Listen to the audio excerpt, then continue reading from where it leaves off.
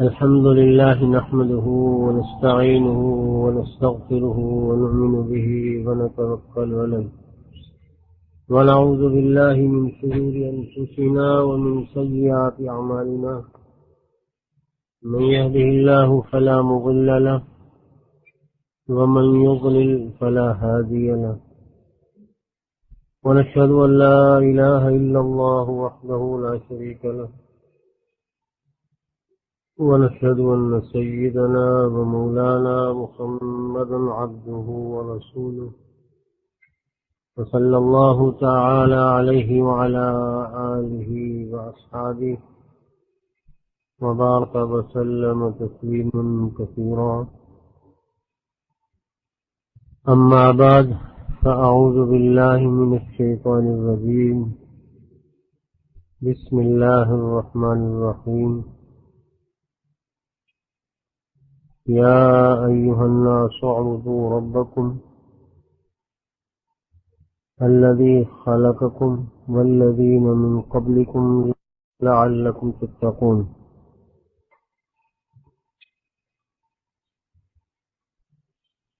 صدق اللہ العظیم. میرے معزز سامعین، السلام علیکم ورحمۃ اللہ وبرکاتہ. آپ حضرات کے ارشاد پر اور ہمارے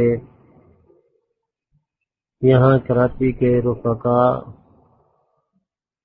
کی فرمائش پر میں یہاں حاضر ہو جاتا ہوں. بنیادی بات یہ ہے کہ میں بیان نہیں کر سکتا، تاہم کامل ارشاد میں چند باتیں پہلے بھی عرض کر چکا ہوں اور آج بھی چند باتیں عرض کروں گا. پہلے دو بار جب حاضری ہوئی تو اس میں مضامین کی طوالت کی بنا پر میں نے بھی اپنا انداز نسبتاً تیز رکھا تھا اور اس کا مجھے بھی احساس ہوا کہ یقیناً با حضرات یا جو حضرات نفیس مزاج کے ہیں ان کے مزاج پر یہ بات گراں گزری ہوگی. بہرحال میں چند باتیں موضوع سے متعلق جو میرے ذمہ لگایا گیا ہے عرض کرنا چاہوں گا. اللہ تعالی نے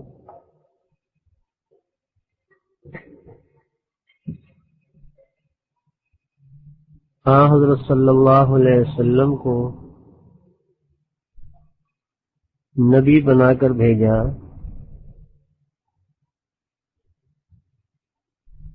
آپ کی نبوت کے فرائض منصبی یوں تو بہت ہی زیادہ اور بے شمار ہیں. آپ بیک وقت نبی بھی تھے، رسول بھی تھے اور بیک وقت آپ امام المجاہدین بھی تھے، حکمران بھی تھے، معلم بھی تھے، مدرس بھی تھے، واعظ بھی تھے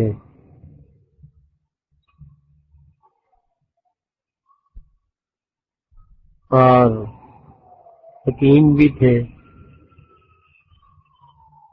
غرضے کے زندگی کا کوئی شعبہ ایسا نہیں تھا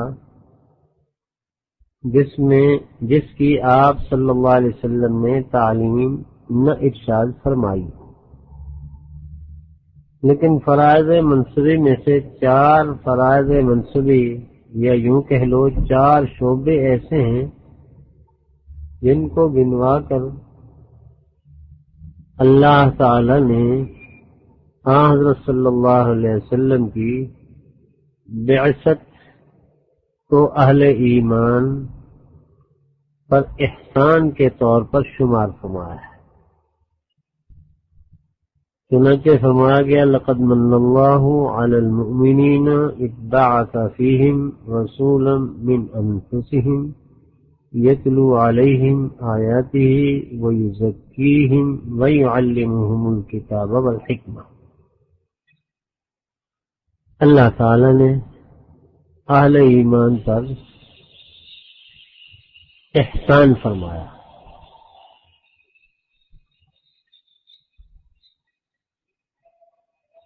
اذ بعث فیہم، جب ان میں مبعوث فرمایا، رسولا من انفسہم، ایک ایسے رسول کو جو انہی میں سے تھے، اور پھر 4 فرائض منصبی گنوائے۔ یتلو علیہم آیاتہ، قرآن کریم کی آیات پڑھ کے سناتے ہیں کہ قرآن کریم کا تلفظ کس طرح کرنا ہے، ادائیگی کس طرح کرنی ہے۔ وَيُزَكِّيهِمْ، اور ان کے اخلاق کا تزکیہ کرتے ہیں۔ وَيُعَلِّمُهُمُ الْكِتَابَ، اور قرآن کریم کا معنی، مفہوم، مطلب، تشریحات ارشاد فرماتے۔ والحکمہ، اور جہاں ضرورت پیش آتی ہے قرآن کریم کی تفصیلات اور تشریحات کو بیان کرنے کی، وہاں حکمت یعنی احادیث مبارکہ ارشاد فرماتے ہیں۔ ان 4 فرائض پر اگر بات کی جائے تو بہت لمبی ہو جائے گی۔ آج کا ہمارا موضوع ان فرائض میں سے دوسرا فرض منصبی ہے، تزکیہ، کہ آقا دو عالم صلی اللہ علیہ وسلم مسلمانوں کا تزکیہ فرماتے تھے۔ قرآن کریم میں ہے قد افلح من زکا، وہ آدمی کامیاب ہو گیا جس نے اپنا تزکیہ کر لیا۔ تزکیہ کے معنی ہوتے ہیں صفائی، ستھرائی، نظافت پیدا کر لی، اپنے اعمال کو، اپنے اخلاق کو اس نے مہذب کر لیا، مزکہ کر لیا، مصفہ کر لیا، صاف کر لیا، چھانٹ لیا۔ جتنا معائب تھے، عیب کی چیزیں تھیں، نقائص تھے، ان کو ختم کر دیا، ان سے اجتناب کیا۔ جتنا محاسن تھے، خوبیاں تھیں جن کو اللہ کے رسول نے ارشاد فرمایا کرنے کا حکم دیا، ان کو اپنا لیا۔ اس کا نام تزکیہ ہے۔ عام طور پر لوگ آج کل کے تصوف اور احسان جس میں یہی تزکیہ سکھلایا جاتا ہے اس پر اعتراض کرتے ہیں اور کہتے ہیں کہ تصوف یہ ہندوانہ تقلید ہے، ہندو جو یوگا کیا کرتے تھے اور مسلمان صوفیوں نے اس کو اپنا کر اپنے لیے پیری مریدی کا رنگ اختیار کر لیا۔ حالانکہ حقیقت حال یہ ہے کہ ایسی بات کہنے والے حضرات قرآن اور سنت کے حقائق سے ناآشنا۔ قرآن کریم کے بارے میں تو میں نے ابھی عرض کیا کہ قرآن کریم میں وضاحت کے ساتھ حضرت صلی اللہ علیہ وسلم کے فرائض منصبی میں سے ایک مستقل فرض منصبی یہ ارشاد فرمایا کہ وَيُزَكِّيهِمْ، اپنے امتیوں کا، اپنے ماننے والوں کا، اپنے صحابہ کرام کا، اپنے نام لیواؤں کا تزکیہ فرماتے ہیں، اور اسی تزکیے کا نام اصلاح نفس ہے۔ جبکہ حضرت صلی اللہ علیہ وسلم کے ساتھ جو مشکات شریف میں بھی اور دوسری حدیث کی کتابوں میں بھی ہے، حدیث جبرائیل میں بڑی وضاحت اور صراحت کے ساتھ موجود ہے کہ حضرت جبرائیل علیہ السلام تشریف لائے اور انہوں نے سوال کیے. ان سوالات میں سے ہر سوال کا حضرت صلی اللہ علیہ وسلم نے جواب ارشاد فرمایا. سب سے آخری سوال ان کا یہ تھا، وَمَا الْإِحْسَانُ، احسان کس چیز کا نام ہے؟ تو آقا عالم صلی اللہ علیہ وسلم نے فرمایا، أَن تَعْبُدَ اللَّهَ كَأَنَّكَ تَرَاهُ. یہ کیفیت پیدا ہو جائے کہ اللہ تعالی کو تم دیکھ رہے ہو، اتنا استحضار الہی پیدا ہو جائے، اتنا ملکہ راسخ ہو جائے اور قوت متخیلہ اللہ تعالی کی جانب اتنا متوجہ ہو جائے کہ ہر وقت یہ سمجھے کہ اللہ تعالی میرے سامنے ہے. اور ظاہر ہے کہ جب کوئی کسی کے بارے میں یہ احساس اور تصور مان لے کہ وہ میرے سامنے ہے اور میں اس کو دیکھ رہا ہوں، تو اس وقت اس کے اخلاق کی، اعمال کی کیفیت دوسری ہوتی ہے. ہم اپنے افسر کے سامنے جس طرح بن کے بیٹھتے ہیں یا جس طرح سنجیدگی سے بیٹھتے ہیں، ظاہر ہے کہ اس کی عدم موجودگی میں ہماری وہ کیفیت نہیں ہوتی. یہی بات بتلائی گئی کہ تمہارا یہ تصور بن جائے، تمہارا یہ عقیدہ اور ایمان پختہ ہو جائے کہ میں اللہ تعالی کو دیکھ رہا ہوں. اب ظاہر ہے کہ اس کیفیت میں تمہاری عبادت کا انداز اور ہوگا، تمہارے بولنے کا انداز اور ہوگا، تمہارے چلنے کا انداز اور ہوگا، تمہارے کھانے کا انداز اور ہوگا، تمہارے پہننے کا انداز اور ہوگا، تمہاری خوشی اور غمی کا انداز اور ہوگا. فرمایا اچھا اگر اتنا نہیں تو فرمایا کہ چلو اتنا کر لو کہ فَإِن لَّمْ تَكُن تَرَاهُ فَإِنَّهُ يَرَاكَ. اتنا تو تصور ہونا چاہیے کہ اللہ تعالی مجھے دیکھ رہے. میرے محترم بھائیوں، اسی کا نام ہے تصوف، اور یہی تصوف اصلاح سکھاتا ہے. جب آدمی اس کیفیت پہ آ جائے تو گناہ اس سے خود بخود چھوٹنا شروع ہو جاتے ہیں. پھر اس کو گناہوں کی جرأت نہیں ہوتی، اس کو نیکیوں کی توفیق ہوتی ہے.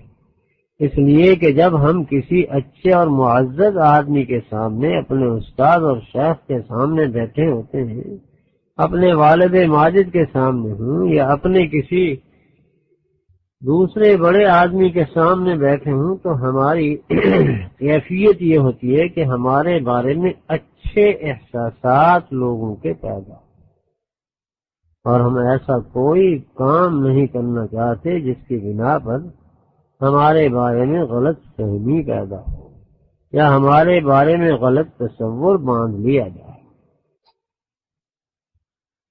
اس لیے اس بات کی ضرورت ہے کہ انسان اپنی اصلاح کی طرف متوجہ ہو.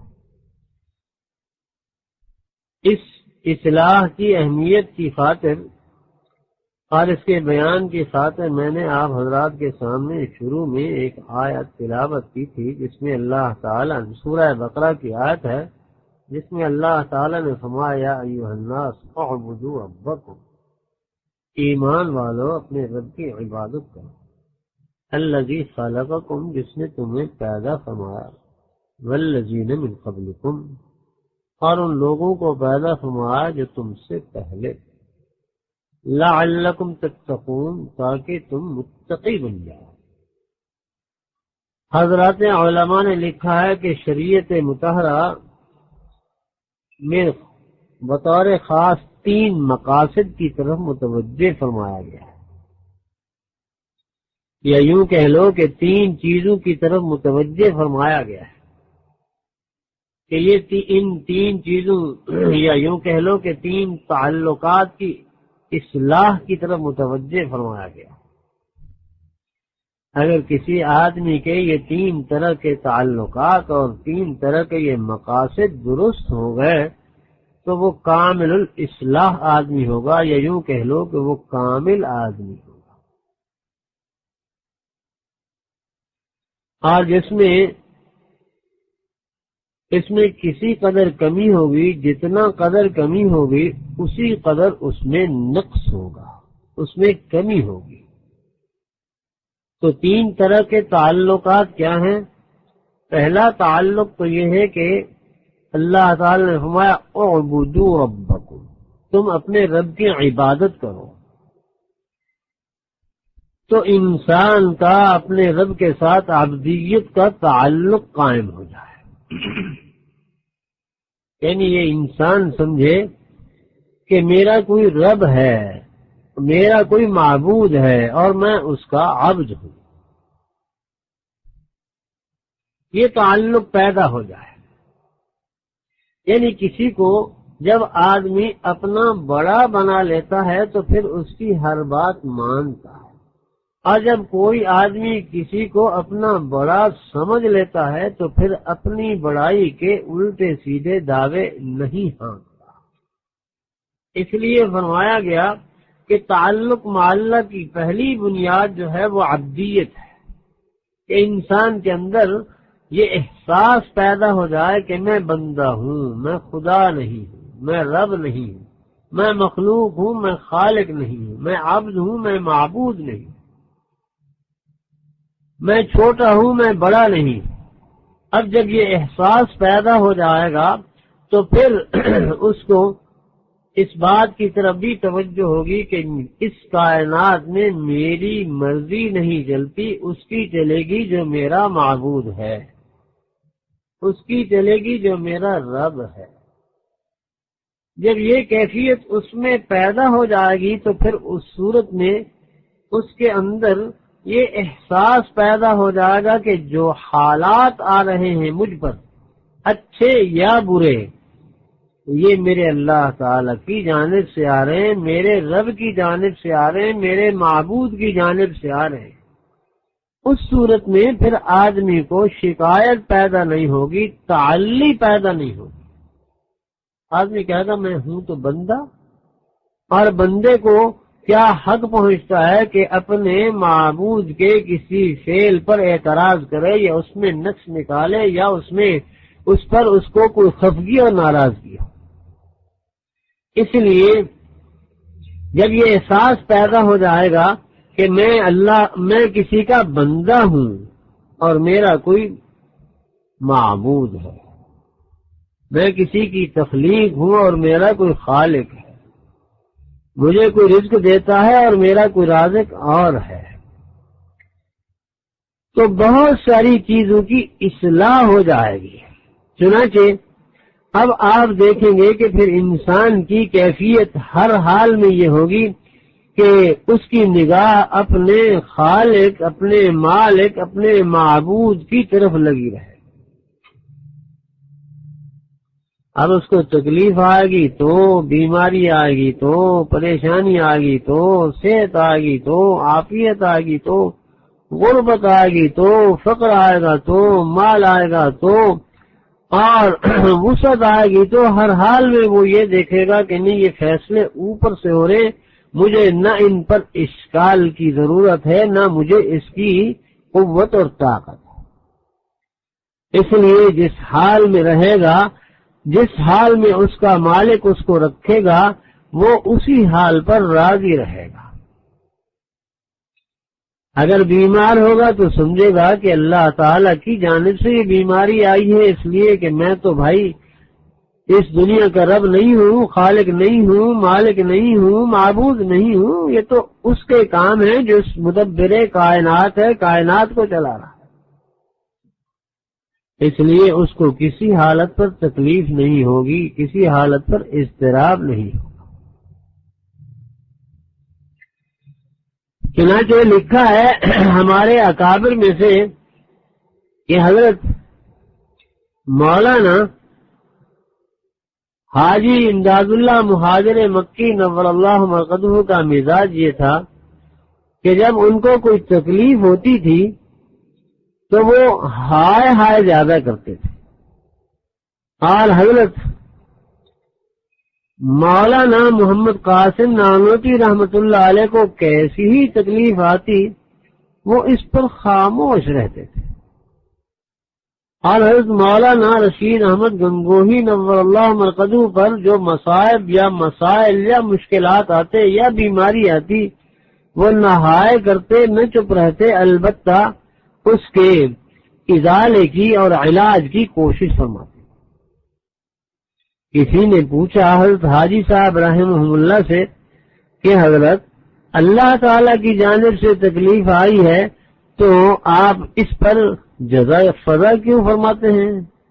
فرمایا اس لیے کہ اللہ تعالی کے سامنے اپنی کمزوری کا اظہار کیا جائے، اپنی عبدیت کا اظہار کیا جائے کہ یا اللہ آپ کی ذات کے مقابلے میں میری حیثیت ہی کیا ہے، میں اس کا متحمل نہیں ہوں، یا اللہ یہ بھی بلا شبہ تیری جانب سے انعام اور عطا ہے کہ بیماری عطا فرما دی، لیکن میں چونکہ کمزور ہوں اس کا متحمل نہیں ہوں، اس لیے اے اللہ اس بیماری والی نعمت کو صحت والی نعمت سے تبدیل فرما دے، میں اس کا متحمل نہیں، کمزور۔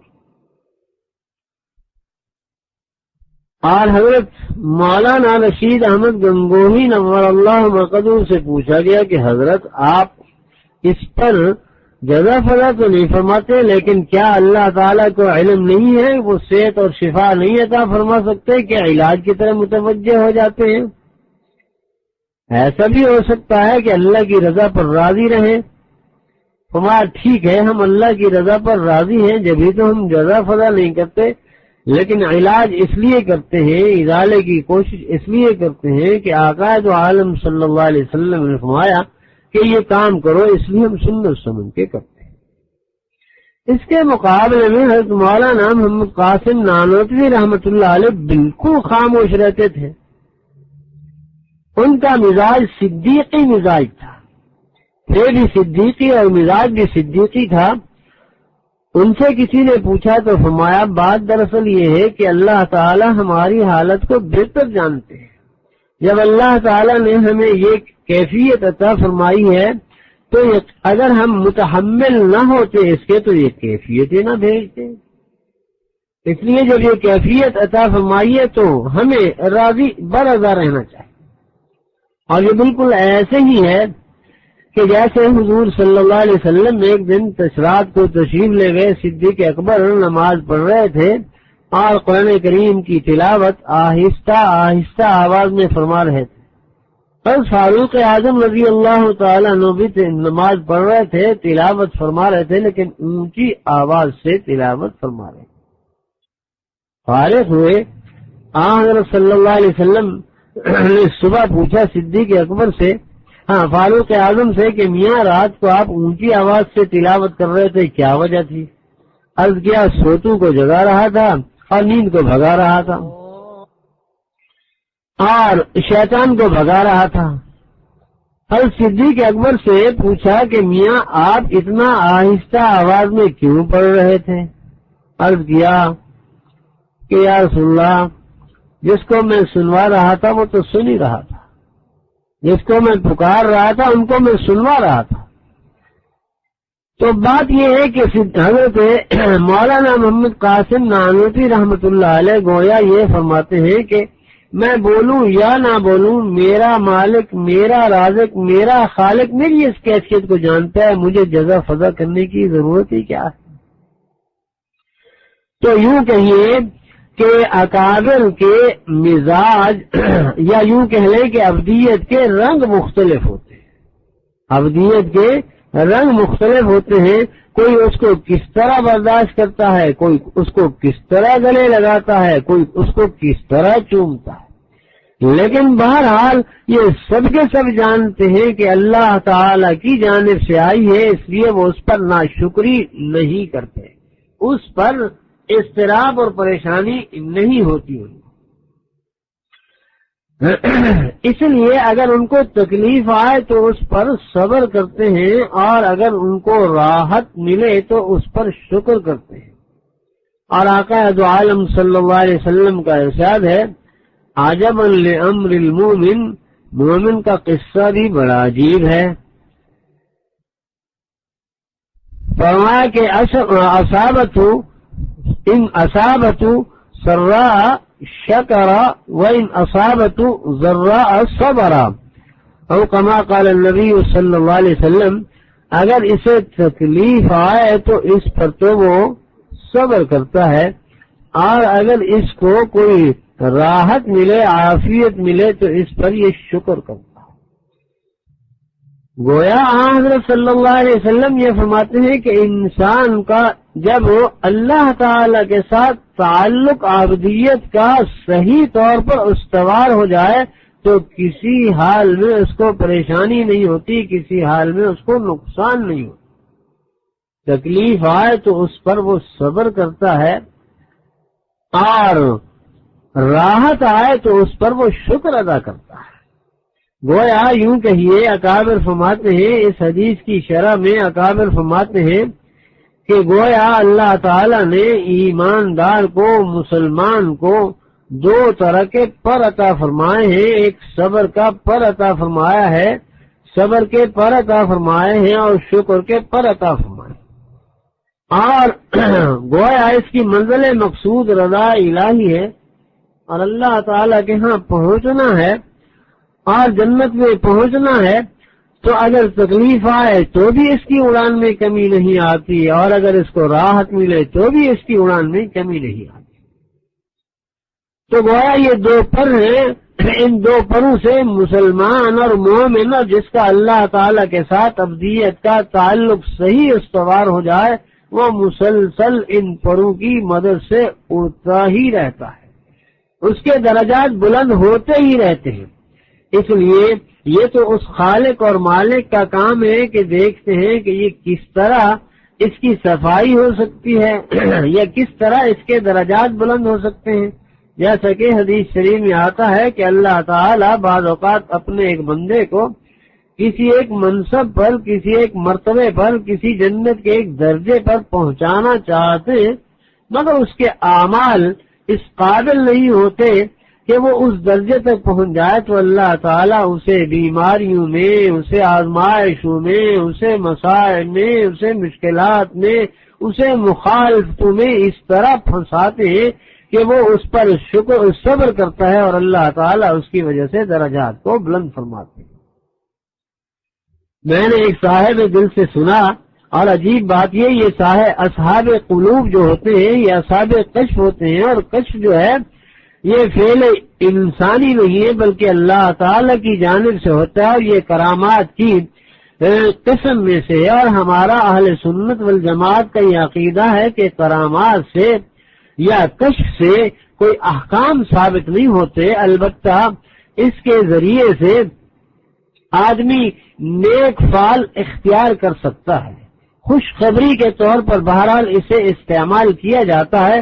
بہرحال ایک صاحب کشف نے اور ایک صاحب قلب نے مجھے بتایا کہ ہمارے حضرت مولانا مفتی ولی حسن صاحب رحمۃ اللہ علیہ جیسا معصوم اور فرشتہ انسان شاید ہی کسی نے نہیں دیکھا ہوگا، شاید ہی کسی نے دیکھا ہوگا۔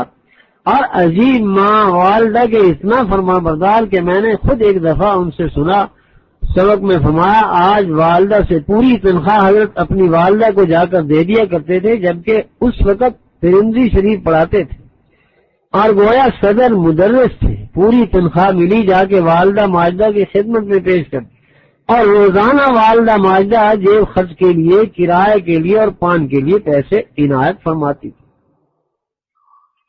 یعنی اتنا اونچا آدمی کہ ایک دفعہ خصوصاً آیا کہ ایک دفعہ میں دیر سے پہنچا اور روزانہ جا کر کے پہلے والدہ کی خدمت میں سلام عرض کیا کرتا تھا، لیکن ایک دن اتفاق سے دیر سے پہنچا، سمجھا کہ شاید والدہ سو گئی ہیں،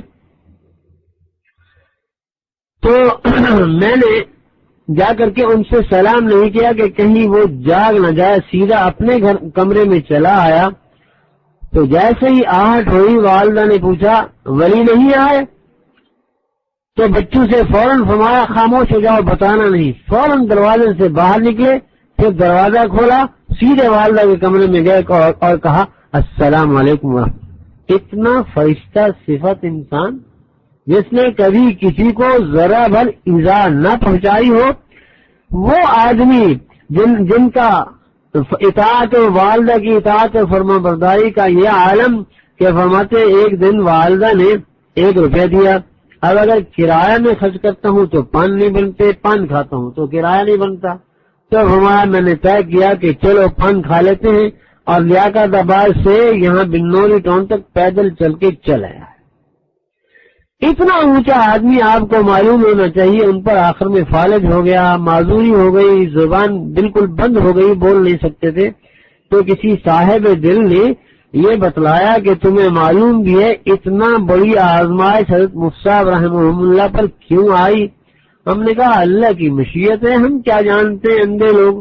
فرمایا بات دراصل یہ ہے مقام قطبیت پر پہنچانا تھا حضرت مفتی ولی حسن صاحب رحمہ اللہ کو، اور ظاہر ہے کہ ان کے اعمال اس کے متحمل نہیں تھے، اللہ تعالیٰ نے آزمائش کے ذریعے اس مقام پر ان کو پہنچا دیا۔ تو میں نے عرض کیا کہ اہل ایمان اور عبدیت کی صفات سے متصل جس کا اللہ تعالیٰ کے ساتھ عبدیت کا تعلق مضبوط ہو جائے تو وہ کسی حال میں بھی نقصان میں نہیں ہے، راحت میں ہو تو، بیماری میں ہو تو، مصیبت میں ہو تو، ہر حال میں اس کا قرب الہی اور اس کی رفتیں، اس کی عظمتیں بڑھتی ہی رہتی ہیں۔ اس لیے وہ ہمہ اوقات راضی برضا رہتے ہیں اور ان کا سفر جاری رہتا ہے، بلندی کا سفر جاری رہتا ہے۔ چنانچہ ایک دفعہ میں نے کہیں پڑھا تھا اور غالباً ہمارے حضرت شہید نور اللہ مرقدہ نے بھی فرمایا تھا کہ ایک دفعہ کسی آدمی نے کسی اللہ والے سے پوچھا میاں جی کیسی گزر رہی ہے؟ تو فرمایا ارے میاں کیا پوچھتے ہو اس کا کہ جس کی مرضی پر کائنات چل رہی ہے، صبح اور شام اس کی مرضی پر ہوتے ہیں، سورج اس کی مرضی پر غروب ہوتا ہے، سورج اس کی مرضی پر طلوع ہوتا ہے۔ جیسے ہی یہ جواب سنا تو ٹھٹک گئے، سائل صاحب ٹھٹک گئے، کہا کیا کہا میاں تم نے؟ کیا تمہاری مرضی سے سورج طلوع اور غروب ہوتا ہے اور تمہاری مرضی سے سورج یا رات دن کی تبدیلی ہوتی ہے؟ کیسی بات کہہ دی؟ کیا اس مقام پر پہنچ گئے ہو؟ کیا اتنا بڑا دعویٰ؟ واہ میاں ہمارا کیا مقام ہے بھائی، ہماری اپنی رضا تو ہے نہیں، ہماری رضا وہ ہے جو اللہ تعالیٰ کی رضا ہے، اور اللہ کی رضا پر سورج طلوع ہوتا ہے، اللہ کی منشا پر سورج طلوع ہوتا ہے، ان کی مرضی پر سورج غروب ہوتا ہے۔ ہماری کو منشا اور مرضی ہو تو ہم کہیں کہ ہماری مرضی کے خلاف ہو رہا ہے، جو کچھ ہو رہا ہے اللہ کی مرضی سے ہو رہا ہے، اور ہماری مرضی وہ ہے جو اللہ کی مرضی۔ شاہ دولہ ایک بزرگ گزرے ہیں پنجاب کے، اور بہت ہی عجیب قسم کے بزرگ تھے۔ ایک دفعہ کہیں دریا میں کٹاؤ شروع ہو گیا، لوگوں نے سوچا کہ شاہ دولہ کو بلا لاتے ہیں، بھائی یہاں دعا کریں گے اور دریا یہاں سے ہٹ جائے گا۔ شاہ دولہ کو لے آئے اور آن کے کہا حضرت دعا فرما دیجئے، بستی جا رہی ہے، گھر جا رہے ہیں۔ فرمایا اچھا لاؤ کدال لائی گئی، جہاں دریا کٹاؤ کر رہا تھا وہاں انہوں نے بھی کھدائی شروع کر دی۔ لوگوں نے کہا واہ حضرت آپ نے کمال کر دیا، ہم تو دریا کو ہٹانے کے لیے آپ کو لائے تھے کہ دعا کریں دریا ہٹ جائے، اللہ سے مانگے، اور آپ تو الٹا دریا کے ساتھ شامل ہو گئے کٹاؤ کے معاملے میں۔ فرمانے لگے تو تمہارا کیا خیال ہے؟ دریا اپنی مرضی سے آیا ہے کیا؟ اللہ تعالیٰ نے اس کو بھیجا ہے، میرے مولا نے اس کو بھیجا ہے، اور جو مرضی مولا کی وہ مرضی شاہ دولہ کی، جو اللہ کی مرضی وہی میری مرضی۔ اور اللہ تعالیٰ جب تمہارے یہ گھر اجاڑنا چاہتے ہیں، تمہاری بستی ختم کرنا چاہتے ہیں، تو کیا میں اللہ کے مقابلے پہ آؤں؟ ان کی اس تفویض اور ان کی اس رضا بالقضاء پر اللہ تعالیٰ نے یہ فضل فرمایا، کہتے ہیں کہ اسی وقت دریا نے رخ بدل دیا۔ اللہ تعالیٰ کو عبدیت پسند ہے۔ دیکھیے اللہ تعالیٰ کے ہاں سب سے پہلے جس نے تکبر کیا تھا وہ انسان تھا، آج تک راندہ درگاہ ہے اور وہ ہمیشہ جہنم میں رہے گا۔ اور سب سے پہلے جس نے اپنی ہستی کو مٹایا اور اپنی ابدیت کا اظہار کیا وہ آدم علیہ السلام تھے۔ آپ نے دیکھا کہ بہرحال وہ جنت سے تکوینی طور پر نکال تو لیے گئے، لیکن بالآخر وہ جنت میں جائیں گے اور ان کی اولاد بھی انشاءاللہ جنت میں جائے گی جو ان کے نقش قدم پر چلے گی۔ تو میں عرض کر رہا تھا کہ جب عبدیت انسان میں کامل طور پر آ جائے تو اس صورت میں پھر انسان کے لیے کوئی مشکل نہیں رہتی، کوئی پریشانی نہیں رہتی، بلکہ اس صورت میں پھر انسان اپنے آپ کو اللہ تعالی کے سپرد کر دیتا ہے۔ اور عبدیت کا اعلیٰ مقام تفویض ہے۔ تفویض کے معنی ہے سپرد کر دینے کے۔ تفویض کے معنی سپرد کر دینے کے، اللہ جو چاہیں آپ کریں، ہمیں کوئی اعتراض نہیں۔ اللہ تعالیٰ کے کسی فعل پر کوئی اعتراض نہیں، جو وہ چاہیں کر دیں، ہم اس کے لیے تیار ہیں۔ عام طور پر آپ نے دیکھا ہوگا کہ انسان کو سب سے بڑی تکلیف اس وقت ہوتی ہے جب انسان تشخیص کرتا ہے یا تجویز کرتا ہے، اپنے لیے تجویز کرتا ہے۔ اصطلاحیں ہیں دو، تصوف کی یا اہل قلوب کی یا اہل دل کی، دو اصطلاحیں، ایک ہے تفویض اور ایک ہے تجویز۔ تفویض کے معنی تو یہ ہے کہ جو آپ چاہیں کر دیں۔ مثال کے طور پر مجھ سے کسی نے پوچھا کتنا پیسے پیش کروں، میں کہوں جو آپ کی مرضی دے دیں۔ اب اس کی اپنی مرضی ہے، وہ 100 بھی دے سکتا ہے، 2000 بھی دے سکتا ہے، 10,000 بھی دے سکتا ہے، 10 لاکھ بھی دے سکتا ہے۔ جب میں نے یہ کہہ دیا جو آپ کی مرضی، تو اس صورت میں اشکال نہیں ہوگا، تکلیف نہیں ہوگی۔ اگر دے دے گا تو مرضی، نہیں دے گا تو اس کی مرضی، بہرحال تکلیف نہیں ہوگی۔ لیکن اگر میں یہ تجویز کر دوں کہ نہیں مجھے 1,00,000 روپے چاہیے، اس صورت میں اگر اس سے کمی ہوگی تو اس صورت میں تکلیف ہوگی، کیونکہ میں نے اپنے لیے ایک راستہ متعین کر دیا کہ مجھے 1,00,000 روپے چاہیے۔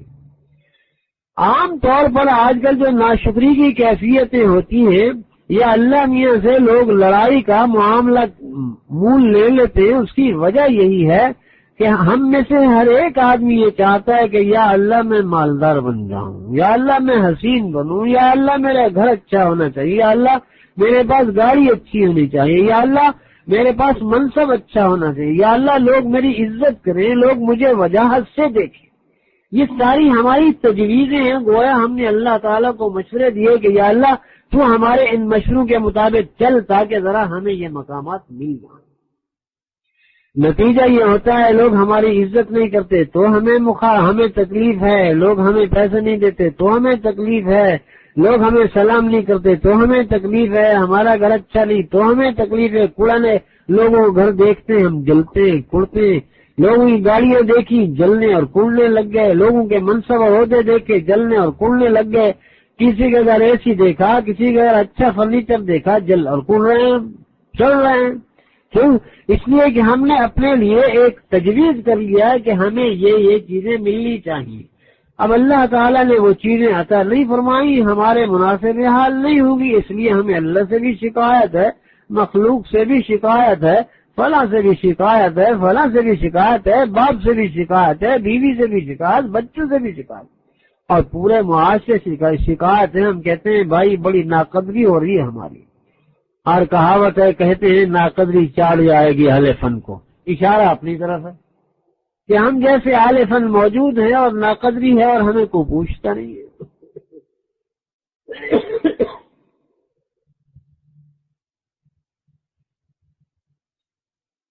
اور اگر یہ طے کر لیا جائے کہ نہیں یا اللہ جو ہم آج کے حوالے ہیں، ہمیں عافیت عطا فرمائے تو، ہمیں راحت عطا فرمائے تو، ہمیں بیماری ملے تو، ہمیں کچھ ملے تو، نہ ملے تو کوئی بات نہیں، گزارا ہی کرنا ہے، میرے رب نے جس حال میں مجھے رکھا مجھے اسی حال میں رہنا ہے، اس کو تفویض کہتے ہیں۔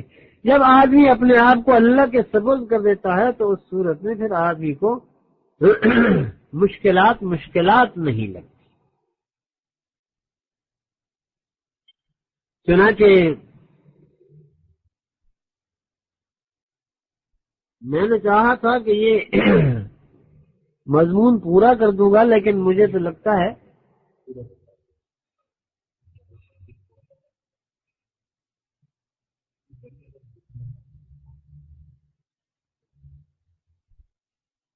یہ پورا نہیں ہوگا۔ بہرحال میں ایک آدھ بات اس طرح کی سنا کے ختم کرتا ہوں۔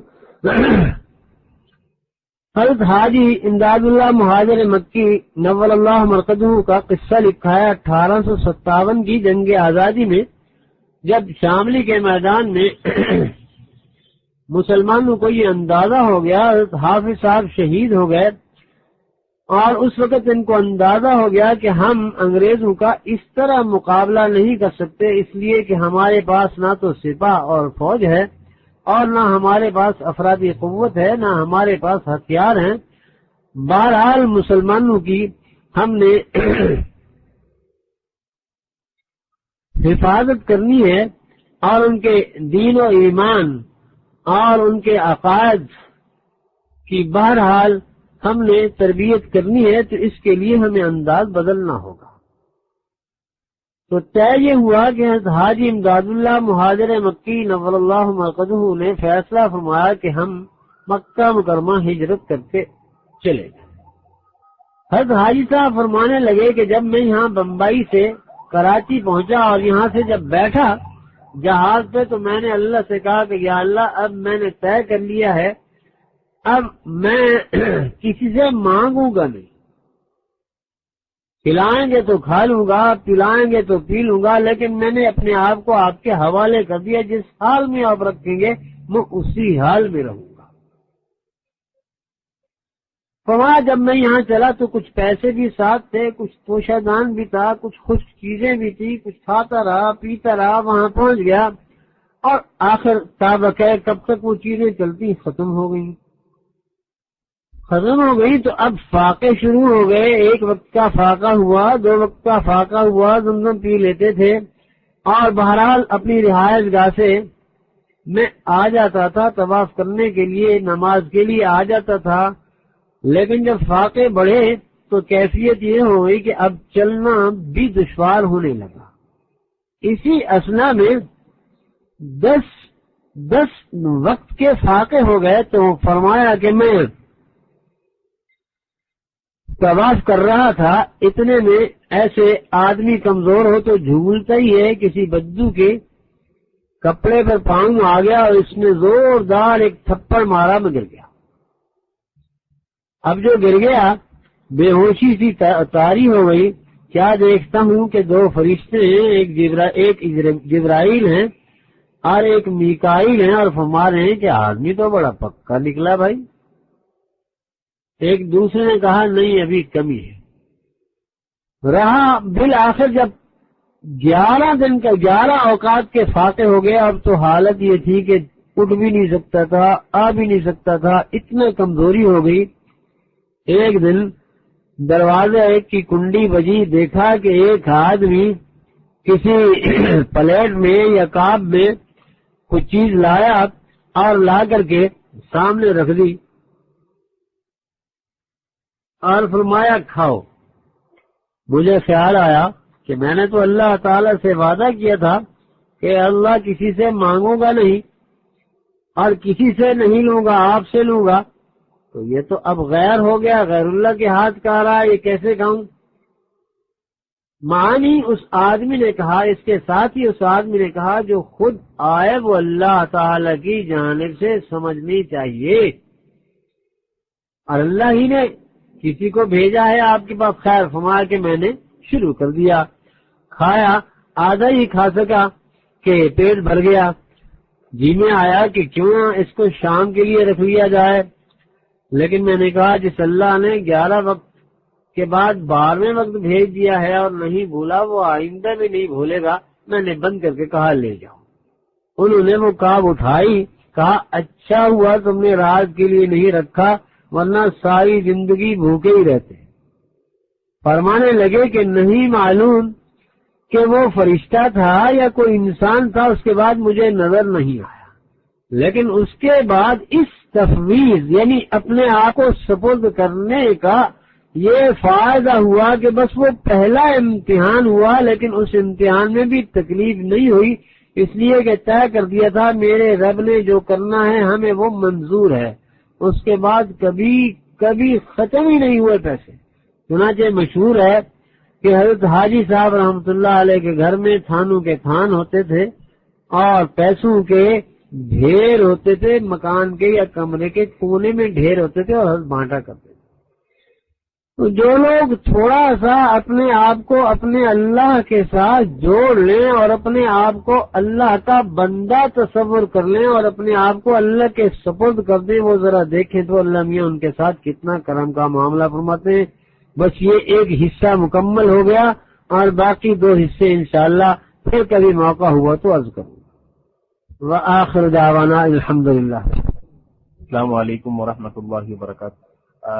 حضرت نے بیان ختم فرما دی ہے، تو کسی ساتھی کا کوئی سوال ہو موضوع کی مناسبت سے، جو حضرت کا جو موضوع تزکیہ نفس کے حوالے سے ہو اور کوئی ہو تو آپ کے ساتھ سوال کر سکتے ہیں۔ السلام علیکم ورحمۃ اللہ وبرکاتہ۔ حضرت یہ بہت ہی اہم موضوع ہے ہمارے لیے، کیونکہ یہاں پر بہت سارے لوگ جو ہے تزکیہ نفس کے بارے میں بات کرتے ہیں، لیکن یہ انٹرنیٹ کی دنیا ہے، لوگ اہلیت نہ رکھنے کے باوجود بھی بات کیا کرتے ہیں۔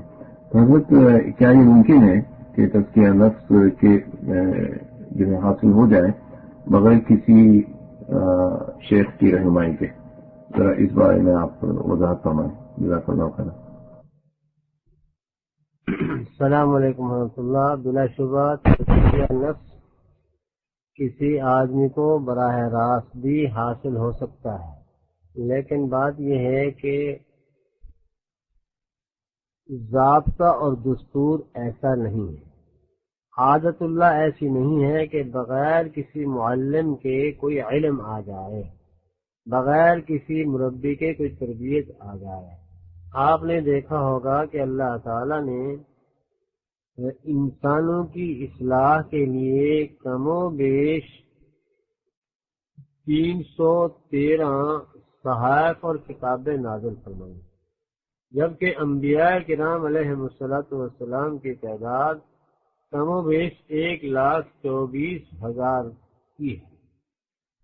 تو دیکھیں، جب بھی کوئی کتاب آئی ہے تو اس کے ساتھ اس کو سمجھانے والا آیا ہے، اور جب بھی کبھی انسانیت کی فلاح اور بہبود یا ان کی تربیت کے لیے کی ضرورت پیش آئی ہے تو کوئی نہ کوئی آدمی آیا ہے، کوئی اللہ کا نمائندہ آیا ہے۔ بغیر نمائندے کے، بغیر تربیت کرنے والے کے ایسا کبھی ہوا نہیں۔ باقی اگر کسی کو ایسا حاصل ہو جائے کہ اس کے اخلاق اچھے ہو جائیں، اس کے اعمال اچھے ہو جائیں اور اس کی تربیت ہو جائے تو بیعت، یعنی یہ جو جس کو کہتے ہیں کسی کو شیخ بنا لینا، یہ نہ فرض ہے نہ واجب ہے، بلکہ ایک مسنون عمل ہے۔ جزاک اللہ خیر حضرت، بہت شکریہ آپ کی جواب کا۔ ایک اور بات میں آپ سے پوچھ لیتا ہوں، وہ یہ ہے کہ عورتوں کی نظر اور عورتوں اور مردوں کے درمیان نظر کا پردہ ہے اور آواز کا بھی پردہ ہے، تو عورتیں کیا جو ہے اپنا سسٹم، اپنا جو ہے نظام بنا سکتی ہیں کہ ایک دوسرے کی تربیت کریں، یعنی شیخ کی طرح کوئی شیخہ بھی ہو سکتی ہے؟ ذرا اس بارے میں بھی آپ وضاحت فرمائیں، جزاک اللہ خیر۔ السلام علیکم ورحمۃ اللہ۔ دیکھیے، عورتوں کی اصلاح کے لیے اللہ تعالی نے حضرات انبیاء کرام علیہ السلام ہی کو بھیجا ہے۔ چنانچہ یہ اتفاق ہے اس پر کہ کوئی خاتون نبی نہیں بنی، تو عورتوں کی اصلاح کے لیے مرد ہی آئے ہیں، اور خود قرآن کریم میں بھی فرمایا گیا ہے کہ خواتین کو حکم دیا گیا ہے کہ جب تم مردوں سے بات کرو تو کھردرے لہجے میں بات کرو، اور مردوں سے بھی فرمایا گیا ہے کہ جب کوئی بات ان سے پوچھنی ہو تو پردے کے پیچھے سے پوچھ لو۔ تو معلوم یہ ہوا کہ ضرورت کے تحت مرد عورت کی آواز اور عورت مرد کی آواز سن سکتی ہے، بشرطے کہ اس آواز میں ایسا لوچ، ایسی نرمی نہ ہو جس کی بنا پر بیمار دل اس کی طرف توجہ کرنے لگے یا اس سے کوئی غلط توقعات باندھنے لگے۔ جہاں تک خواتین کے شیخہ، خواتین اپنی اصلاح ضرور کروائیں، لیکن معمول یہ نہیں رہا کہ کسی خاتون کو باقاعدہ کسی بزرگ کی طرف سے اجازت ہو اور اس کو ذمہ داری سپرد کی گئی ہو کہ تم اب مخلوق کی اصلاح کیا کرو یا خواتین کی اصلاح کیا کرو. تاریخ میں ایسا کوئی واقعہ نہیں ہے. جی شکریہ حضرت. حضرت میرے پاس ایک سوال آیا ہے کہ آدمی ظاہری گناہوں سے تو بچ لیتا ہے اور اس کو جانتا بھی ہے کہ یہ ظاہری گناہ ہے. حضرت میرے پاس جو سوال آیا ہے وہ یہ ہے کہ باطنی گناہوں سے کیسے بچا جائے؟ باطنی گناہوں سے کس طرح بچا جائے؟ حضرت یہ سوال ہے. مائک آپ کے لیے. خالد بھائی السلام علیکم ورحمۃ اللہ.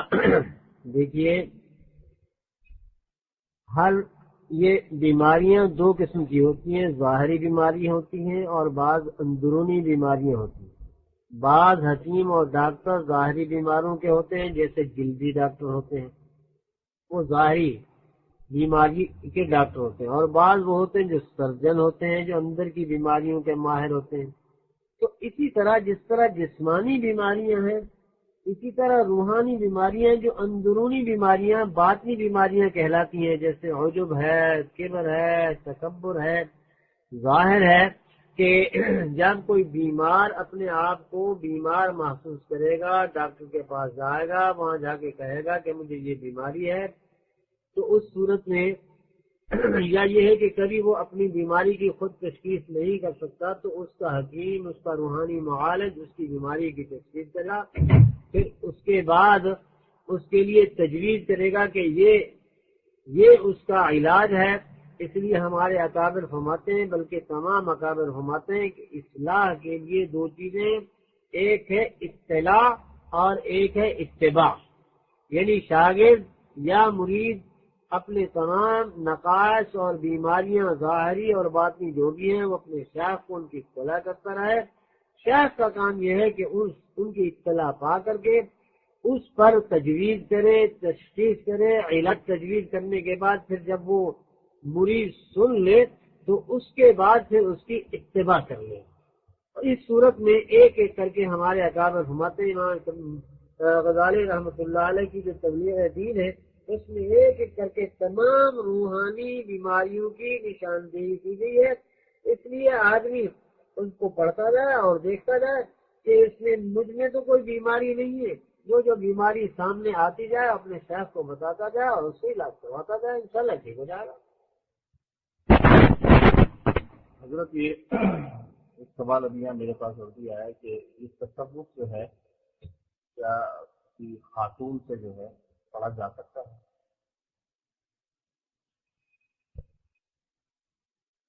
میں نے عرض کیا ہے تصوف کا معاملہ خواتین کو اپنی اصلاح کی حد تک تو وہ تعلق رکھیں گی, لیکن ان کو اس اتھارٹی پر یا اس مسند پر بٹھایا جب نہیں گیا تو وہ اس فن کی معلمہ نہیں بنتے. ویسے مطلب خاتون جو ہے خاتون کے ساتھ پڑھا سکتے ہیں؟ ہاں, ویسے خواتین ایک دوسرے کو دین کی بات بتاتی ہیں اور آپس میں اچھی باتیں کرتی رہے. وہ مذاکرہ ایک الگ بات ہے, لیکن اس کے لیے باقاعدہ اس کی جزاک اللہ خیر. حضرت تو آپ نے فرمایا کہ اس فن کی معلمہ وہ بن نہیں سکتی خواتین. جزاک اللہ خیر. حضرت ایک اور سوال کسی نے کیا ہے کہ بیک وقت جیسا کہ مختلف امراض کے مختلف ڈاکٹر ہوتے ہیں, کوئی کان کا کوئی پاؤں کا, اسی طریقے سے بیک وقت ایک سے زائد کوئی شیخ جو ہے ہم ایک سے زائد لوگوں کو ہم شیخ مان سکتے ہیں اور ہر ایک کے دونوں کی بتائے ہوئے جو ہے اذکار دونوں کے بتائے ہوئے طریقوں پر ہم چل سکتے ہیں. اس بارے میں آپ ذرا وضاحت فرمائیں. جزاک اللہ خیر. تصوف کی اصطلاح ہے تفرید. اس کا معنی یہ ہے کہ ایک ہی کو اپنا شیخ بنایا جائے. یہ تو آپ بھی جانتے ہیں کہ جو مختلف ڈاکٹروں کے پاس جاتا ہے پریشانی ہوتا ہے, ایک نسخہ لکھے گا اور وہ اس کو ابھی شروع کرے گا, دوسرے کے پاس چلا جائے گا, وہ دوسرا نسخہ لکھ دے گا, وہ اس کو شروع کرے گا, وہ تیسرے کے پاس چلا جائے گا, وہ اس کو نہ اس کی صحت بنے گی اور اس کے پیسوں کی بربادی ہوگی. اس لیے تصوف اور سلوک میں شیخ ایک ہی ہوا. یہ بات دوسری ہے کہ میں کر رہا تھا کہ ایک شیخ ہو تو اس شیخ کو اپنے شیخ کے انتخاب کے لیے البتہ اس کو چھان بین کرنی چاہیے اور اس کے پاس جاتے رہنا چاہیے، دیکھنا چاہیے اس کا قول، فعل، عمل، اتباع شریعت ہے، اتباع سنت ہے اور متقی ہے، دنیا پرست ہے، دیندار ہے.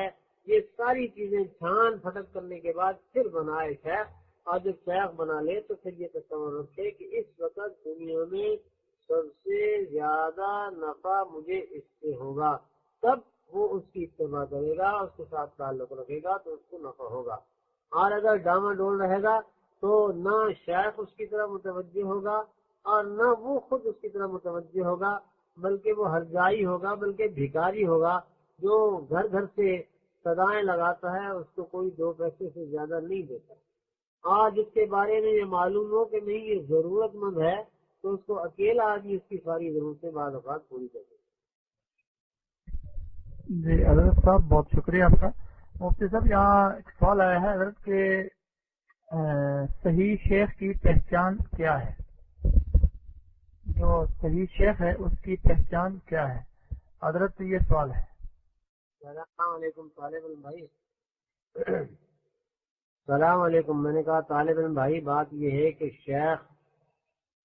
صحیح شیخ کی پہچان یہ ہے کہ وہ ظاہر کے اعتبار سے متبع شریعت ہو، متبع سنت ہو، اس کا لباس، اس کی وضاحت، اس کا رہن سہن شریعت کے مطابق ہو، اسلاف علماء امت کے ساتھ اس کا تعلق ہو، زیادہ تر اس کے ساتھ جڑنے والے دیندار اور علماء ہوں، اور جب اس کی صحبت میں جایا جائے تو دنیا کے بجائے دین کی رغبت پیدا ہو جائے. جیسے کہ حدیث شریف میں اس کی علامت یہ بتائی گئی ہے اذا رؤوا ذکر اللہ، جب ان کو دیکھا جائے تو اللہ کی یاد آ جائے.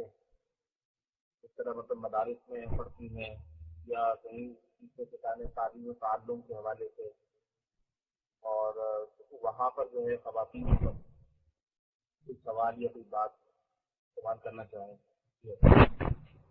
اگر فتنے کا اندیشہ نہ ہو تو خواتین ٹیلی فون پر بات کر سکتی ہیں اور انٹرنیٹ پر سوال بھی کر سکتی ہیں، یا کسی دستگاہ میں بیٹھے ہوئے وہ سوال بھی کر سکتی ہیں.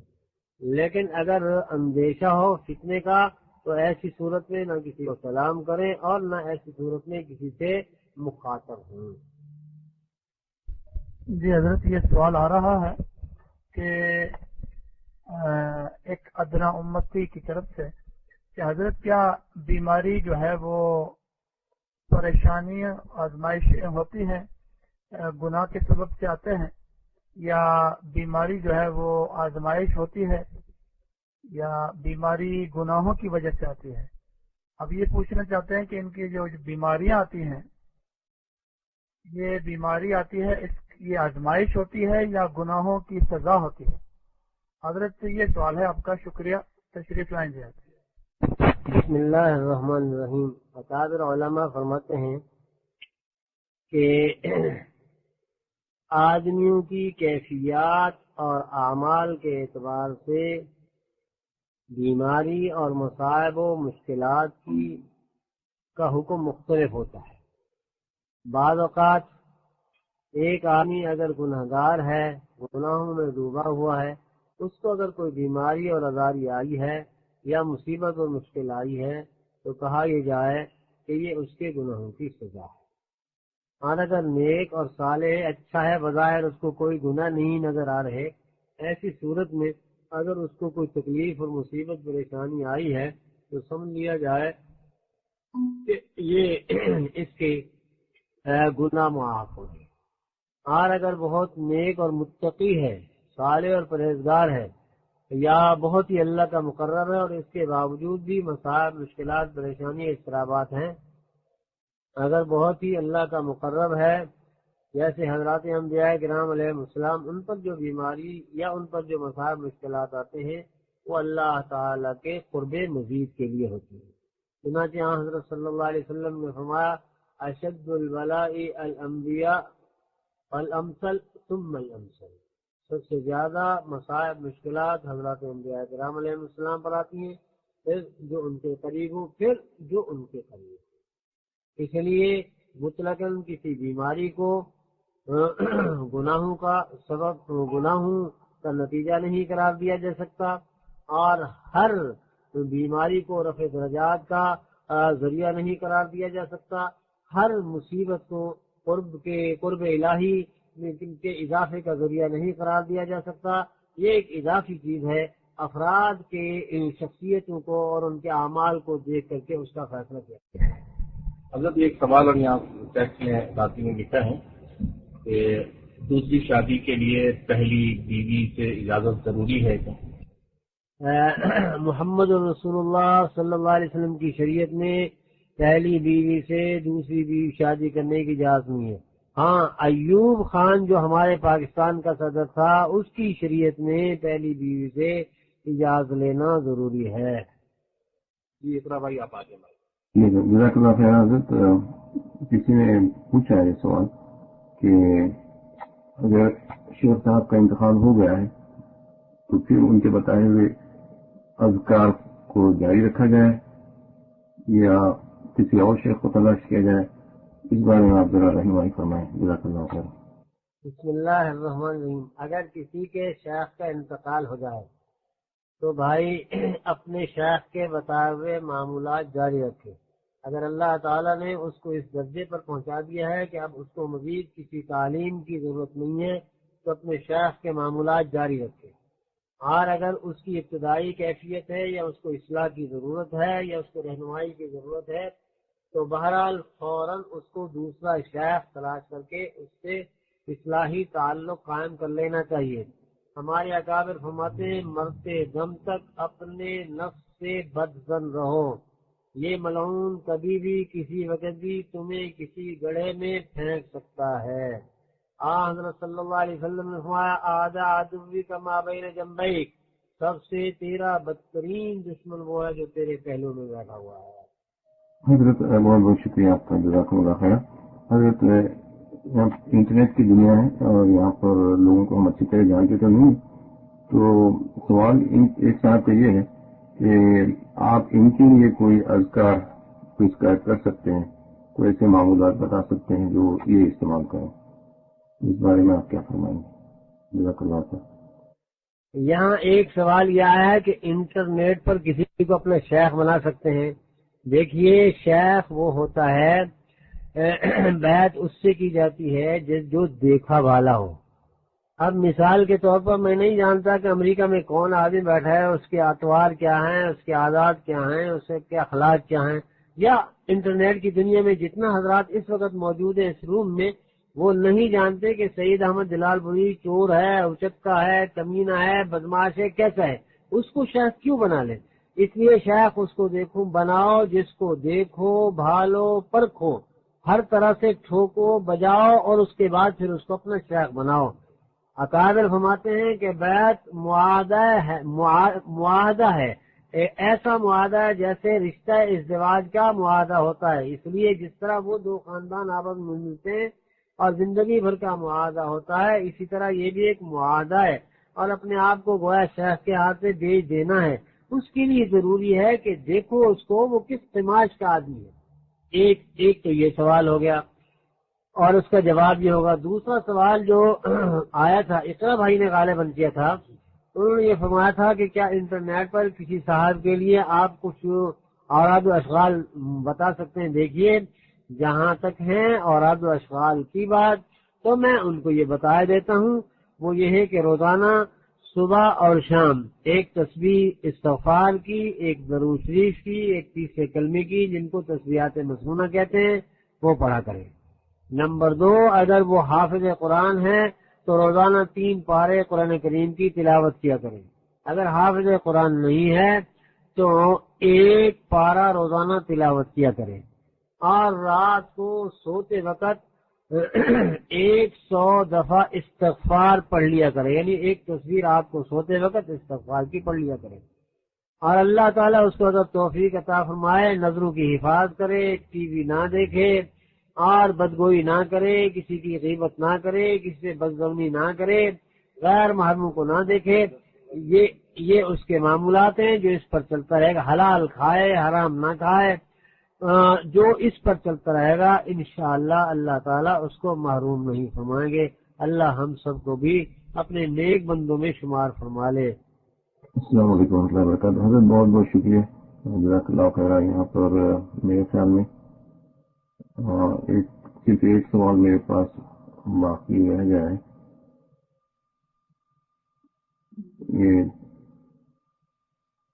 اچھا، یہ بھی کوئی سوال نہیں. ٹھیک ہے حضرت، ٹارگیٹ دینا بھائی آپ تشریف لیں. جزاک اللہ خیر. جی السلام علیکم ورحمۃ اللہ وبرکاتہ. حضرت آپ سے سوال یہ ہے کہ جیسے کافی سارے ڈائجسٹ ہیں، جیسے روحانی ڈائجسٹ وغیرہ ہے، اور اس کے علاوہ جو ہے مارکیٹس میں بکس وغیرہ بھی ہوتی ہیں، تو بہت سے حضرات جو ہیں اس کو پڑھ کر ہی جو ہے مراقبہ وغیرہ شروع کر دیتے ہیں. جیسے شمس الدین عظیمی صاحب جو تھے، ان کو خط لکھ کر جو ہے یعنی ذکر و اذکار وغیرہ منگوا لیے. تو حضرت اس کی کیا جو ہے یعنی حقیقت ہے؟ اس طرح کیا جا سکتا ہے یا اس کی اجازت ہے؟ اس کے بارے میں ذرا وضاحت فرما دیں. جزاک اللہ خیر. یہ جو آپ نے سوال فرمایا ہے بہت ہی معقول سوال ہے. دیکھیے، کسی کی دیکھا دیکھی ہم کوئی دوائی نہیں کھا سکتے. مثال کے طور پر ہمارے سامنے ایک آدمی نے دوائی کھائی، اور وہ دوائی تھی بلڈ پریشر کی یا دوائی تھی شوگر کی، اور ہم نے وہ کھانا شروع کر دی، تو ارشاد فرمائیے اس آدمی کی صحت کا حال کیا ہوگا؟ بھائی کوئی آدمی اگر کوئی معمولات کر رہا ہے، اس کی کیفیت کیا ہے، اس کی طبیعت کیا ہے، اس کے لیے طے کی ہوں گی، یہ اس کو دیکھ کے کر رہا ہے، یہ اس کا متحمل ہے بھی کہ نہیں ہے. اس لیے کسی کی دیکھا دیکھی، کسی کے معمولات نہیں اختیار کرنے چاہیے. رہی یہ بات کہ ڈائجسٹ جیسے شمس الدین عظیمی کا آپ نے فرمایا، تو شمس الدین عظیمی گمراہ آدمی ہے. یہ مراقبہ کراتا ہے، اور اس کے یہاں مردوں اور عورتوں کا باقاعدہ یعنی اکٹھا اجتماع ہوتا ہے، اور مراقبہ بھی اکٹھا ہوتا ہے. خیر، اور یہ اگرچہ میری براہ راست اس سے ایک ملاقات ہوئی ہے کسی زمانے میں، یہ خود یہاں آیا تھا بینات کے دفتر میں، اور مجھے کہنے لگا میں بھی آپ کے خاندان کا آدمی ہوں، لیکن قصہ یہ ہے میری لائن دوسری ہے. یہ مولانا خلیل احمد سہارنپوری رحمۃ اللہ علیہ کا سگا بھانجا، اور حضرت مولانا محمد ادریس یہ انصاری تھے صادق آباد والے، ان کا یہ چھوٹا بھائی ہے. لیکن یہ بالکل بے دین ہے، بالکل بے دین ہے، اور بریلیت بھی کیا ہے تو گستاخ ہے. اور یہ حضرت مولانا محمد ادریس رحمۃ اللہ علیہ نے اس سے قطع تعلق کر رکھا تھا. اس کو کسی شادی میں نہیں بلاتے تھے، کہیں آنا جانا نہیں تھا. اس لیے اس سے تو بھائی اپنے آپ کو بچاتے ہیں. حضرت دو سوال جو ہے نا یہ یہاں پر مجھے نہیں حضرت یہاں ہے. ایک تو یہ حضرت ہے کہ حضرت اگر کسی شیخ سے بیعت لینے کے بعد دل میں شکوک آ جائے تو اس حالت میں بیعت ختم کی جا سکتی ہے؟ جی ہاں. ایسی صورت میں جب شیخ سے اعتقادی پیدا ہو جائے تو بیعت ختم کر دی جائے. دوسرا وہ حضرت کہ زمزم میں جو ہے تو پانی ملا کر یہ دوسرا سوال ہے کہ زمزم میں پانی ملا کر کے پیا جا سکتا ہے. جی ہاں پیا تو جا سکتا ہے، اس میں کوئی اشکال تو نہیں. لیکن کسی کو زمزم میں پانی ملا کر یہ تصور دینا یا یہ کہنا کہ یہ اصلی زمزم ہے، یہ جھوٹ ہوگا، یہ غلط. جی حضرت صاحب بہت بہت شکریہ. حضرت یہاں میرے پاس جو سوال ہے وہ یہ ہے کہ انٹرنیٹ پر لائیو ویڈیو دیکھنا جائز ہے یا نہیں؟ کیونکہ انٹرنیٹ پر حضرت بعض اس قسم کے دینی پروگرام بھی آ رہے ہیں، اور سوال یہاں پر مختلف حضرات پوچھ رہے ہیں کہ انٹرنیٹ پر لائیو ویڈیو کے پروگرام دیکھنا جائز ہے یا نہیں. حضرت صاحب یہ سوال ہے آپ سے، مائک آپ کے لیے. یہ جو آپ نے سوال کیا طالب علم بھائی، لائیو وہ آ رہا ہے اور انٹرنیٹ پر، اس میں عام طور پر یہ ہوتا ہے کہ مثال کے طور پہ ابھی ہم یہاں بیٹھے ہیں، اس طرح بیٹھے ہیں، کیمرہ لگا دیا. اب یہ جو حضرات کہیں دور بیٹھے ہیں یہ ہمیں دیکھیں وہاں پر یا یہاں پر وہ کچھ ہو رہا ہے. میں یہ عرض کر رہا ہوں کہ اگر یہ جو ہمارا یہ پروگرام یا جو ہماری تصویریں یہاں سے وہاں منتقل ہو رہی ہیں تو یہ اگر ایک لمحے کے لیے بھی محفوظ ہو کے نکل رہی ہیں تو ایسی صورت میں یہ تصویر ہے اور اس کو دیکھنا نہ جائے. جو براہ راست یہاں سے منتقل ہو رہی ہے کہیں محفوظ نہیں ہے تو ایسی صورت میں بعض رات یہ کہتے ہیں یہ عکس ہے اور یہ جائز ہے، لیکن ہمارے حضرت مولانا محمد یوسف الدیانی شہید رحمہ اللہ اس کے بھی قائل نہیں تھے. میں بھی قائل نہیں ہوں. میں ایسے پروگراموں میں جو پروجیکٹر پر دکھائے جاتے ہیں وہ بھی نہیں دیکھوں گا. جی آگے حضرت جی بہت شکریہ. حضرت یہاں پر سوال ایک بہن ہے غالباً بار بار لکھ رہے کہ وسوسے جو آتے ہیں حضرت، وسوسوں کا حضرت کیا علاج ہے؟ میں نے 2 بھائیوں کو جمپ کیا ہے. اصل میں ایک بہن کا سوال کافی دیر سے آ رہا ہے ٹیکسٹ میں کہ وسوسوں کا کیا علاج ہے. حضرت مائک آپ کے لیے. بسم اللہ الرحمن الرحیم. میری بہن یہاں 2 باتیں ذہن میں رکھیں. ایک ہے کہ وسوسے آتے کیوں ہیں، اور دوسری بات یہ ہے کہ وسوسے اس کا علاج یا اس سے بچنے کی کیا شکل ہے.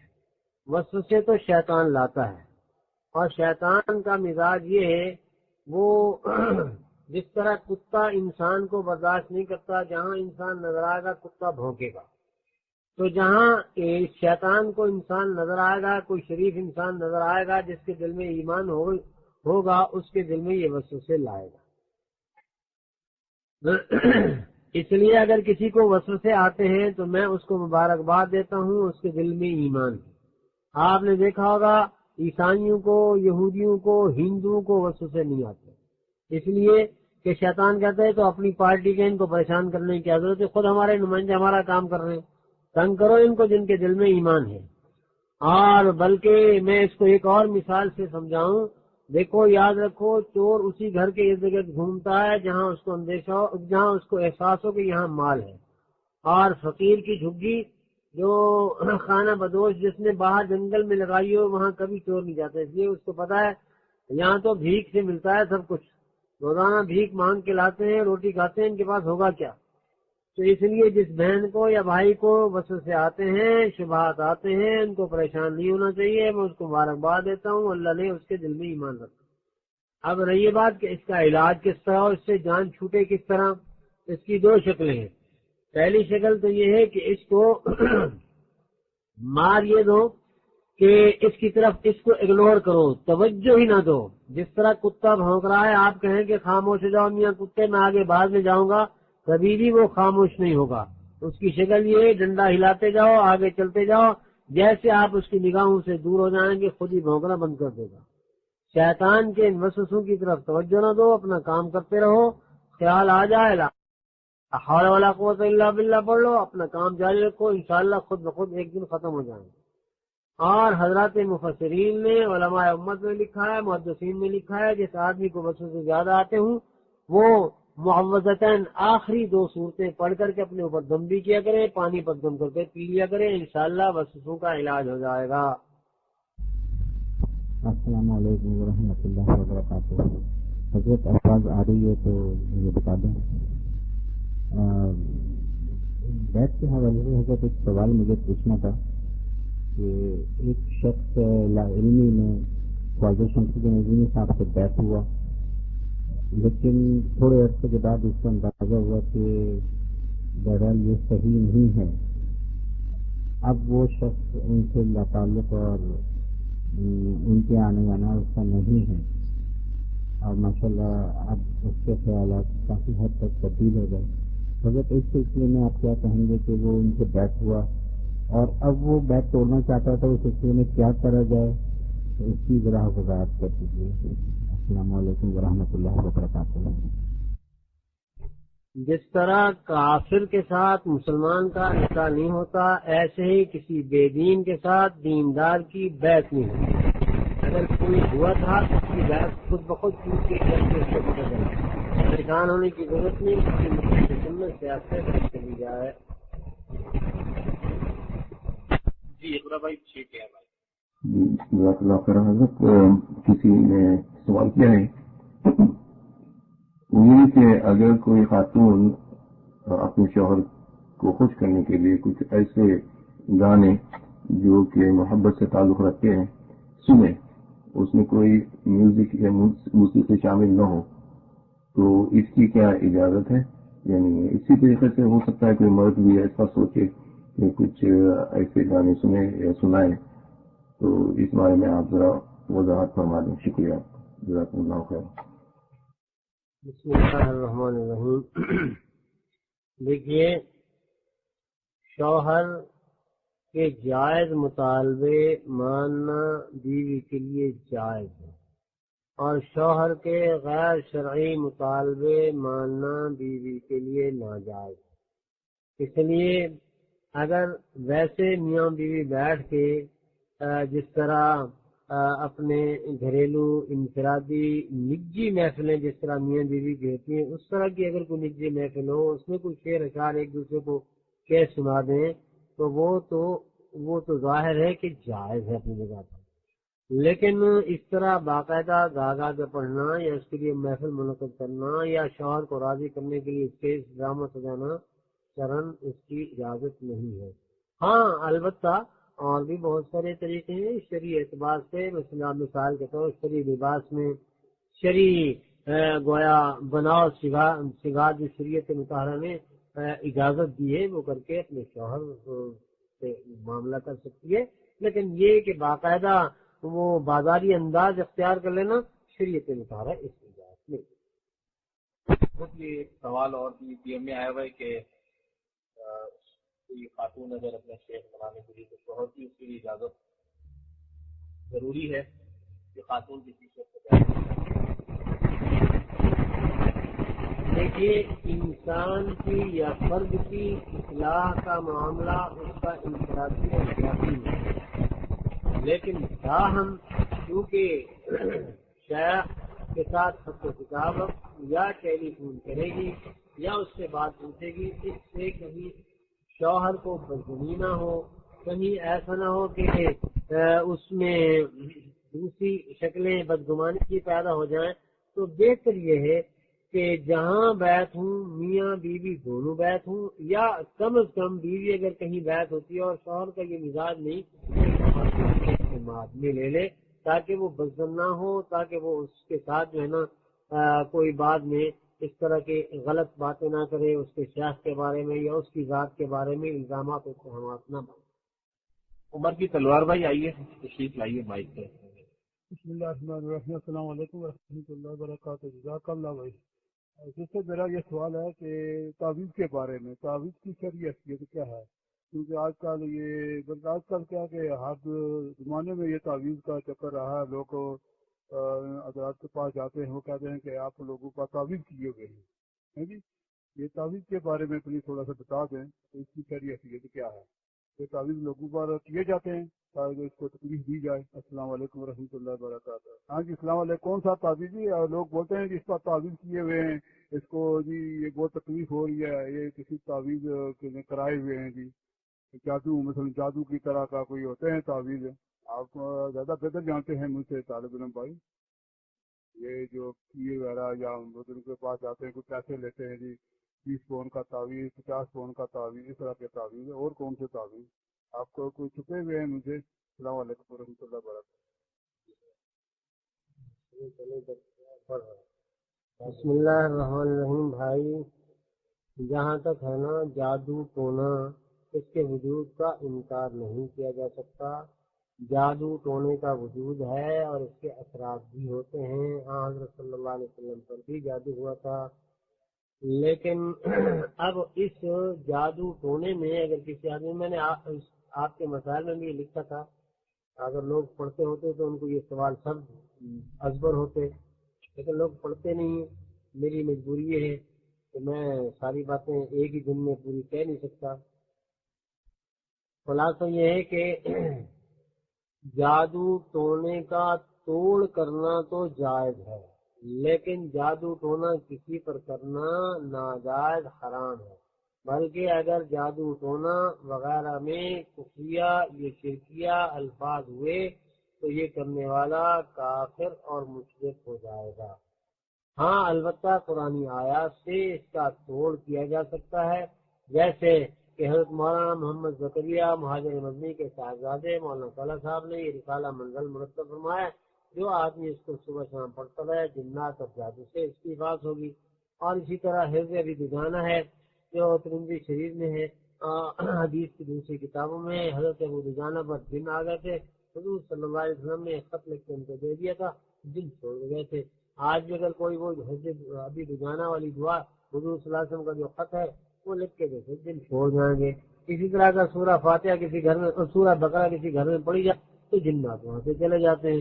سورہ بقرہ اگر کسی آدمی نے پڑھ لی اور پانی پر دم کر لیا اور وہ پانی 40 دن پیتا رہا، اللہ کے فضل سے اس کی برکت سے انشاءاللہ جادو وغیرہ ختم ہو جائے۔ تو باقی رہی یہ بات کہ اس پر پیسے لینا، وہ تو عجیب بات یہ ہے کہ عامل کہتے ہیں کہ لوگ جا کر کے لوگوں کے پاس آخر ڈاکوں کو بھی پیسے دیتے ہیں نا، تو ہمیں دیتے ہیں تو حج کیا ہے۔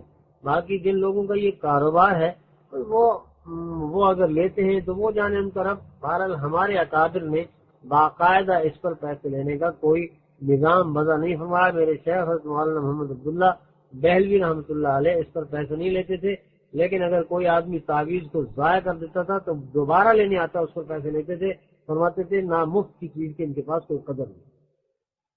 گھر میں تعویذ رکھنے کے بارے میں کیا کرتے ہیں؟ گھر میں کوئی تعویذ رکھتا ہے کیوں رکھتا ہے؟ گھر میں مثال کے طور پر اگر کسی آدمی نے، جیسے یہ تجربہ ہے ہمارے نقشبندیہ کا، تو یہ تجربہ ہے کہ کسی گھر میں جنات آتے ہوں تو اصحاب کہف کے نام لکھ کر کے دروازے کے انٹرسٹ میں سامنے تو قد آدم اونچا لگا دیا جائے تو جنات وہاں نہیں آتے۔ اس طرح کا عمل کوئی سمجھتا ہے کر لے تو جائز ہے۔ اور حضرات علماء مفتیان کرام فرماتے ہیں ان تعویذات کو مؤثر حقیقی نہ سمجھا جائے۔ جس طرح ہم علاج ڈاکٹر سے کرواتے ہیں، حکیموں سے کرواتے ہیں، ان کو ہم مؤثر نہیں سمجھتے، ایک ذریعہ سمجھتے، سنت سمجھ کے کرتے ہیں۔ میرے شیخ مولانا شہید نظر اللہ مرحوم فرمایا کرتے تھے کہ ان تعویذات کا درجہ حکیم اور ڈاکٹر کی دوائی سے بھی کمتر اور کمزور ہے۔ جی میرے خیال میں روم میں کسی کا بھی سوال اس حضرت کے بیان سے متعلق کوئی سوال باقی نہیں رہا۔ بس میں اپنی سعادت سمجھتا ہوں کہ حضرت کے بیان کو ہم نے یہاں سنا الحمدللہ، اور حضرت کا میں مشکور ہوں، مولانا صاحب آپ کا بھی اور حضرت مفتی سعید جلال پوری صاحب کا بھی، کہ حضرت نے اپنے قیمتی وقت میں سے کچھ وقت نکال کر یہ ہمارے اوپر بڑی مہربانی فرمائی حضرت نے، اور آپ کا بہت بہت شکریہ۔ حضرت سے دعا کروا دیں بس، اور ہمارے لیے دعا بھی کر دیں۔ آپ حضرات کا بہت بہت شکریہ، اللہ تعالیٰ آپ کو جزائے خیر عطا فرمائے۔ مولانا صاحب میں نے مائک چھوڑ دیا تھا کہ حضرت سے دعا کروا دیں۔ الحمد للہ رب العالمین والعاقبۃ للمتقین والصلاۃ والسلام علی سیدنا رسول ربنا آتنا فی الدنیا حسنہ وفی الآخرۃ حسنہ وقنا عذاب النار۔ یا اللہ ہم نے جو کہا سنا اس کو قبول منظور فرما، اخلاص نصیب فرما اور اخلاص سے نصیب فرما۔ یا اللہ اہلیت کے ساتھ وابستہ فرما، زندگی اور موت یا اللہ صراط مستقیم پر، یا اللہ خاتم ایمان تک، یا اللہ جو رفقا اس روم کو چلا رہے ہیں یا اللہ ان کو اکابر کی کامل اتباع نصیب فرما، مسلک اعتدال نصیب فرما، افراط اور تفریط سے محفوظ فرما، عجب سے خود پسندی سے محفوظ فرما۔ یا اللہ یا اللہ یا اللہ تو ہم سب سے ان سے راضی ہے، اپنی رضا والے اعمال کی توفیق عطا۔ یا اللہ ہم جانتے ہیں یہ کمپیوٹر بلا شبہ جہاں خیر کا ذریعہ بن سکتا ہے اس سے زیادہ یہ شر کا ذریعہ بن سکتا ہے۔ یا اللہ تو اس کو ہمارے لیے، امت مسلمہ کے لیے، نوجوانوں کے لیے، خواتین کے لیے خیر کا ذریعہ بنا دے۔ یا اللہ شر سے بچا لے، یا اللہ شر سے بچا لے، یا اللہ تو شر سے بچا لے۔ دیکھنے کو تو یہ ایک ڈبہ ہے لیکن یا اللہ اس میں قیامت کی شرارتیں محفوظ ہیں، یا اللہ بے حیائیاں محفوظ ہے، یا اللہ ہم تو نہیں جانتے اس لائن کو، یا اللہ ہمارے رفقا نے اپنی سی کوشش کی ہے کہ جہاں شرارتوں کے پہاڑ ہیں اور سمندر ہیں وہاں چند قطرے ہم خوشبو کی بھی ڈال دیں، یا اللہ تو واقعتاً اس کو خوشبو کا گہوارہ بنا دے، یا اللہ ہمارے رفقا کو اس میں بیش از بیش توفیق عطا فرما دے، یا اللہ ان کے کام میں برکت عطا فرما دے، اے مسلک اعتدال پر چلتے ہوئے اس کام کو سرانجام دینے کی توفیق عطا فرما دے۔ آپ حضرات جو کام کر رہے ہیں اللہ تعالیٰ بہت ہی مبارک فرمائے، بہت ہی مبارک فرمائے، یہ سوچ کر کے کہ اللہ کے دین کی سربلندی ہوگی اس لیے اس کے ساتھ لگے رہیں۔ آپ حضرات چھوڑیں گے آپ کی جگہ کوئی دوسرا بے دین آ سکتا ہے، اس لیے اللہ نے جتنا استعداد، جتنا آپ حضرات کو صلاحیت عطا فرمائیے اس کو استعمال فرمائیں۔ آپ حضرات اس فن کو جانتے ہیں، ہم تو جاہل ہیں، اس لیے آپ لگے رہیں اور کفر کا راستہ روکتے رہیں، اور میری دعائیں آپ کے ساتھ ہیں۔ آمین۔ صلی اللہ تعالی علی خیر خلقہ سیدنا محمد وآلہ وصحبہ اجمعین۔